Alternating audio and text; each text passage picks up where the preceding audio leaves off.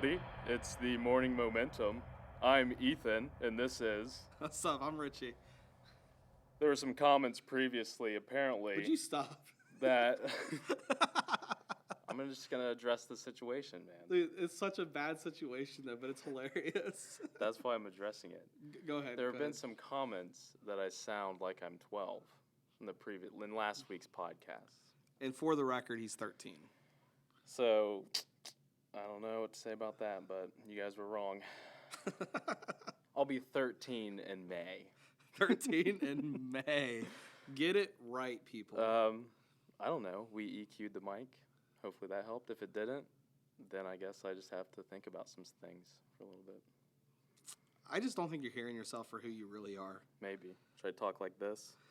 I think Hear myself better? Hear yourself a little bit better? Yeah.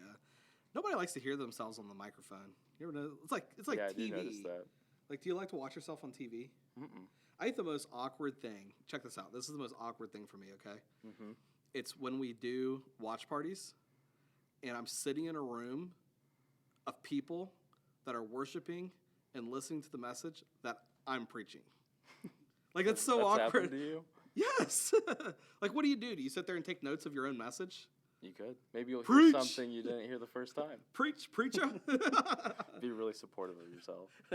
Make you look really good. Yeah, right? But it's all good, though. But, man, this week, it's been it's been crazy week, and we're excited to be right back here Monday morning with you guys on your way into work. Maybe you're getting ready for work, getting ready for school, whatever it looks like for you right now. Today is National Hot Chocolate Day. National Hot Chocolate Day? Mm-hmm. That's why I've got my National Hot Chocolate. What do you think about that, buddy? Where's yours at? I didn't bring it because I don't really drink hot chocolate. You don't? Mm-mm. Do you not like chocolate, or? It always seemed to lack flavor. Maybe I just haven't had the right hot chocolate. You know who's got really good hot chocolate? Who? There was this little elf, and she was on the movie The Santa Claus, Mm-hmm. and she was said to have the world's best hot chocolate. I've always wanted to try it. It was nice and thick. I don't know. My grandma used to make hot chocolate. Check this out. And she would actually melt the chocolate and then put the milk inside of the pan and get it all hot inside of an actual like saucer pan. Yeah. So the only time I've had it is this woman makes it in the Swiss Alps. We call her the Swiss Miss. Ooh. But that's the only time I've ever had it. Ooh. So, I mean, it's foreign, but I haven't had any luck with it. That's incredible. Do you mix it with water or milk? Milk. Okay, yeah, that's the only way to do it. Water's pretty watered down. Water's pretty gross. Yeah. So, what do you think our listeners are doing right now? Do you think they got hot chocolate? You got to let us know about this. Hopefully you're getting hot chocolate right now. Yeah. Or maybe they already know. Right now, Ethan, if you are over in the Huber Heights area, has put a free tab for anybody that would like hot chocolate right now. You can go by Starbucks, and Ethan will pay for it. Yep. Just kidding. I mean, you could try, see what happens. Just tell them Ethan said. Mm-hmm. See what they say. Maybe you'll get lucky. If it works, please let everybody else know. Yeah. So let me know. I'll go get some hot chocolate as well. Ethan will go get some hot chocolate. But, yeah, so it's Monday morning. It's cold out. It's a little warmer today. Yeah. It's a little warmer today, but it's still. I'm not a cold person. Me neither. It's just not my favorite thing. I'm usually around like 98 degrees. Ooh, 98.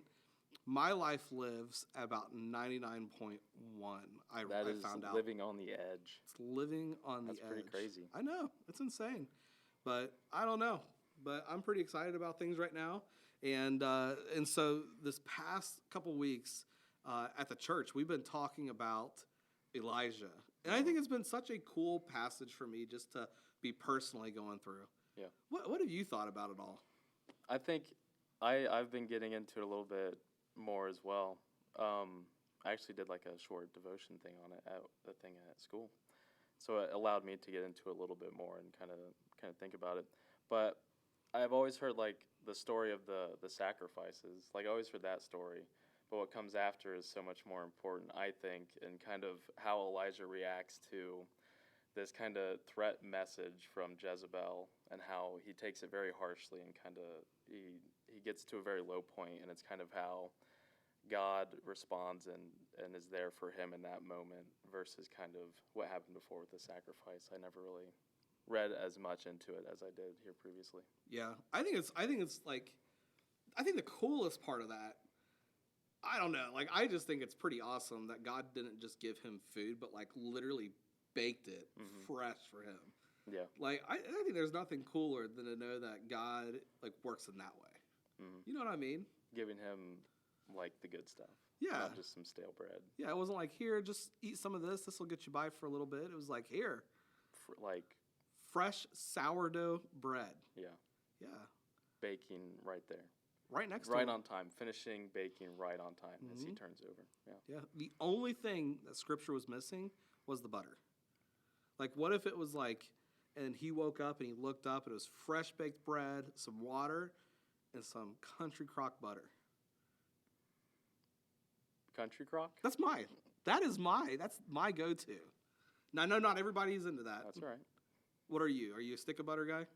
I don't use a stick of butter. It's usually just, I don't know, whatever's in the fridge. You do butter or margarine? I don't do margarine. No, I don't either. I do butter. It's kind of oily. It's because it's oil-based. But do you, yeah. I was going to say something about toast, but I don't really know what the question was going to be. Yeah, toast. It could have been. I was going to ask, like, toast. Buttering bread or buttering toast? Oh. Well, once do you butter your bread? Oh, I have butter Only bread? if it's hot, though. No. Like, you butter cold bread? oh my gosh, yeah. Like, there's nothing better. Check this out. Listen. It's kind of weird. You get roast beef that's been in the crock pot all day long, and you get some of those potatoes and the carrots that you cook with it. And then once you get it all laid out, I do something my kids think is weird, but I think it's amazing. I don't eat ketchup. Did you know that? Like, Nope. I do not like I didn't ketchup. know that. But on roast beef, I love ketchup. Actually, the only two things that I eat ketchup with is roast beef and meatloaf. Okay. Meatloaf is all right. I understand that. Roast beef, I don't. Also, I don't know how you don't eat it with, like, fries. Fries? Roast You don't- beef? Ketchup. Oh, ketchup? No, gross. Ew. That's like what No. ketchup was invented for, is to put it in French fries. I think it was truly invented for roast. People just don't realize that. But anyway, so I do that. But then check this out. Then you get your piece of bread out, you butter it, and you fold it over. Nothing better than that meal right there. I'm telling you. Maybe.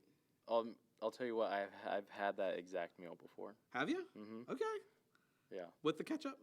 Not the ketchup, but with the buttered bread. Yeah. Folded over. Buttered bread folded over. And I can taste it right now. I As know, you're describing it's so it. good. But then you got toast, the whole toast thing. I love putting some butter on it and then some cinnamon and sugar. Yeah. I do that. Well, I haven't done that for a long time. But it's always a childhood snack. Listen to this. My daughter found it, and we'll get back to this. This is really important stuff. My daughter she went shopping with a friend, and she found Cinnamon Toast Crunch, cinnamon and sugar. What? Yeah, like it was the cereal, Cinnamon Toast Crunch. It was a jar of literally Cinnamon Toast Crunch, sugar and cinnamon mixed together, so you could like put it on your toast. So it was just cinnamon and sugar. It was cinnamon and sugar. And they put a brand on it. Yes, they put a brand on it. But it's so good. Okay, so I mean, it's sugar and cinnamon. Can't be bad. It's amazing. I don't know. You can't go wrong with I don't that. really think they can brand that. But anyway, so God delivers for Elijah. He gives him some butter, some cinnamon and sugar, and he gets this chance to eat. And I think it's just such a cool story how God provides in that way. But I think it's even better the second go round. Yeah. You know what I mean? Like he's like. He goes back to sleep, because what else do you do? You just had a loaf of bread, some water. Like, you're not going to go run a marathon right now. Carb loading. I know, right? Yeah, what I think is cool is the second part, like the coming back the second time. I think it's really showing that, I mean, God doesn't give up after one try. Even though we don't feel like doing it, he's going to keep coming back. But yeah, the second one is definitely better because it gives him the strength for the 40-day travel, 40-day, 40-night travel. So. Yeah, I would like to have that bread. That'd be good bread. That's some good bread there. It's got electrolytes in it, and that's got some vitamins in it. some good stuff. But I think it's even cooler because then he reminds him that, yeah, the journey's a lot, and it's too much for you. Mm-hmm. But check this out. It's not too much for God. Yeah. And so take and eat this because we're going to do this journey together. Yeah.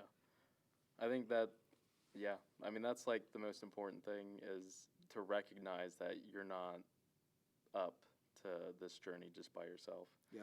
And I think kind of going back even before this, I think it's really cool to see that in the moment of like the sacrifice, how God shows up in a huge way, kind of this huge just takes place for 850 prophets. And so it's really, really magnificent. And then it comes down into just one soul, one person that he's still there caring for and showing love to. So I think seeing the range is so cool in this whole story. Yeah. It really tells you that you are enough. Mm-hmm. Like, and I think sometimes we get lost in that. We think, oh man, it's just me, or I've messed up, or I've made bad decisions, and so God's not here for me. But even in the time that like Elijah is literally begging for his life to end because he just doesn't want to do it anymore, God's like, hey, I've got you. Yeah. I've got you. And so he's running from this woman, and she's nuts. Like Jezebel, her dad was a king, and he was a king in Baal, and so this is where all this stuff came from, and she's this nasty woman. She wanted Israel just to be torn apart. She didn't want anybody to worship Abraham's God. No, you don't want anybody to worship what Elijah was preaching, and so she was having people murdered, and she was coming after Elijah, all this stuff. But it's crazy to me though, because I hear this oftentimes, and it's not crazy, but it's just something to be aware of and we talk about, is just this whole idea of the spirit of Jezebel. Mm-hmm. And, I've been in places where I've heard somebody that has called somebody else a Jezebel or something like that, and, that's not a good thing. Have you ever been called Jezebel? I have not, thankfully. I probably would have taken it as a compliment because I didn't know what it meant at one point in my life. And I'd just been like, hey, thanks. Like, thank you. But like, it is known that we still deal with that today. Mm. But I think it's really cool to point out, and this is something that I love to do when I teach, is I don't like to give my own personal preference or idea on different things. And so there's a lot of different things in Scripture that are highly debated. Mm-hmm. And we're not going to have to get into those things, but there are a lot of different things that are debated based off of denomination, based off of how you read or how you interpret. And some stuff, there's not a right or a wrong answer to it. But, with Jezebel, you have beliefs that she actually takes possession of people and works that way. There's other schools of thought that say that it's just her spirit that comes into a space or a room and inhabits it and just kind of causes chaos and torment within a church or within people. And then there's just the whole idea also of just simply saying, you're doing this, you're acting this way, and so therefore you are acting just like Jezebel did. Now, regardless of which way you believe, you do see that same type of spirit today. Yeah. You see churches that just seem to be going through it. And every time something happens, something else bad happens or something else crazy happens or somebody has an opinion and all these different things. I think that sometimes that's one of the greatest enemies to the church. And I think that really comes into the fact that we allow some of those thoughts to come into our mind and to really mess with us, where we don't agree with the pastor because of the way they might dress or the way they might look or the way they might talk, or we might get frustrated with the church because of the way the chairs look or rearranging things. And so our personal preference jumps in, and all of a sudden that just seems to get just carried away and blown way out of perspective. You know what I mean? Yeah. But I think one of the coolest things about Elijah is that he shows us that even when we're dealing with that, even when you want to back down and say, hey, I'm done dealing with this. Like, it just seems like every time that something goes wrong, something else is already brewing to go wrong. We learn so much in this scripture that we just need to get up and just keep going. Yeah. And where does Elijah go as soon as this? You were already kind of hinting to it. after God says, get up and eat, the journey's too much for you, where does he end up taking off to? He goes to Mount Horeb. Yeah. Is that how it's pronounced? Yes. But it's this really long journey that he goes on, and he ends up spending the night in a cave, and it's kind of the story of God's voice being a whisper, kind of instead of in the winds and the fires, and kind of this really big thing. Mm-hmm. But yeah, going back to, I think Elijah, his personal preference is getting in the way when it comes to that message being sent to him, and I think in this case, correct me if I'm wrong, but he believes he's the last prophet at this point. Mm-hmm. And so I think he's kind of feeling really alone, and so his kind of mental state is getting to him. Yeah, he feels like he's got literally nobody. Right. He feels like all of Israel has turned their backs, and nobody is left. Mm-hmm. And he's getting ready to be faced with God, who's going to rock his world when it comes to this. Yeah. And so I think this part's so cool with that long 40-day, 40-night journey, how he can go from feeling so low, and then from that inspiration and the love from God can go into this crazy long journey to Mount Horeb. Yeah, and I think what's really cool about this story in general, you see so many relations to this in some of the stories in the New Testament. Mm-hmm. And some of the things that he went through, really reflects a lot on some of the stuff that happened in the New Testament as well with Jesus. And even this trip that he had in the wilderness, it's 40 days and 40 nights. It could have been anything else. It could have been 30 days. It could have been 20 days. It could have been 45 days. But no, it was 40 days and 40 nights. Yeah. And there's something so significant about that. And I think the one thing that I'm constantly having to remind myself on is that if I find myself in the middle of the wilderness, I'm, going through a season of that, Mm-hmm. I'm begging for it to be done 2 days into it. Yeah. And I think we learn from this is that it takes some time to learn, some time to grow, and to gain the strength that you need to move into that next season. I agree. Because if it's too short a time, you just go back to where you were. Oh, 100%. So. And he had 40 days and 40 nights to prepare his mind for what he was getting ready to do. And you kind of hinted to it, he goes face to face with the Lord. Mm-hmm. Like, that is one of the most incredible things. And but the reality of it is that could he have really heard from the Lord had he have been as tired and had he has been as so worn out as what he was and so tormented by everything and so distraught, could he have really heard the whisper of the Lord? And that's something that we're going to talk about next week when we come together, is that whisper from the Lord. What's it sound like? What's it look like? And I think too many times in our relationship with God, we find ourselves in a place that we want his voice to just be booming, and we want it to be heard, kind of like you at the beginning of of today's podcast. Yeah. We want it to be loud and big and proud, and then all of a sudden God comes to Elijah, and these massive things take place, and it's just the simple whisper. Mm-hmm. How stinking cool is that? Yeah, it's really cool. It's really because I think the big booming voice, it's such a common desire because we don't want to think too much about it. We just want it to be right in front of us and not kind of get in the way of what we're doing. We want to just kind of be there on a platter. And I think that's really important because it shows that it makes it more obvious to us when we're putting stuff above God. Oh, yes, absolutely. And I just want to be a voice this morning for somebody that's listening, that I want you to know that even if you're going through it, even if it seems like every time you turn around and something bad is happening, or you are just struggling this morning, it's Monday morning, it's cold out, you're driving to work, you're dreading going in, I want you to know that there is a voice that's telling you to eat.